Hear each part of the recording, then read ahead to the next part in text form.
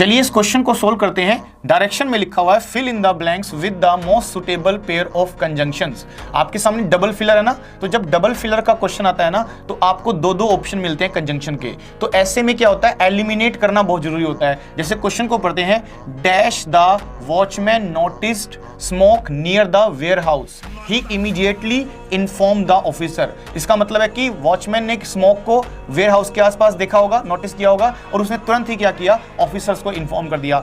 Dash the situation could be control quickly, ताकि situation को क्या किया जा सके, क्विकली कंट्रोल किया जा सके। तो यहां पर दो नहीं आएगा, क्योंकि दो में कंट्रास्ट होता है, तो कंट्रास्ट की कोई बात नहीं हो रही है, तो ए तो गलत हो गया, ये नहीं हो सकता। अब बिकॉज हो सकता है, क्योंकि रीजन है, क्योंकि उसने स्मोक को देखा था, उसने धुएं को देखा था वेयर हाउस के पास, तभी उसने ऐसा किया होगा, तो ये पॉसिबल आंसर हो सकता है।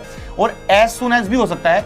एज सुन एज का मतलब होता है इमीडिएट एक्शन, कि जैसे ही उसने नोटिस किया होगा स्मोक को, तुरंत उसने एक्शन लिया। तो लेकिन लिखेंगे व्हेन एवर। अब व्हेन एवर को देखते हैं ना, तो व्हेन एवर रिपीटेड एक्शन को दिखाता है, जो बार बार होता है, तो बार बार होने वाला एक्शन तो है नहीं ये, इसका मतलब डी भी गलत हो गया। अब बी और सी में से कोई एक चूज करना है। अब हमें बात है सेकंड कंजंक्शन की, तो आगे जब बढ़ेंगे हम, कि आगे लिखा होता है dash the situation could be controlled quickly, तो यहां कोई कॉन्ट्रास्ट नहीं है, यहां उल्टा बताया गया एक पर्पस है कि ऐसा उसने क्यों किया, ताकि क्या हो सके, situation could be control quickly, कि सिचुएशन पर काबू आसानी से जल्दी जल्दी पाया जा सके। और पर्पस को दिखाने के लिए हम क्या लगाते हैं, सो दैट। उसका हिंदी मीनिंग होता है ताकि, इसका मतलब बी नहीं, आंसर हमारा सी होना चाहिए।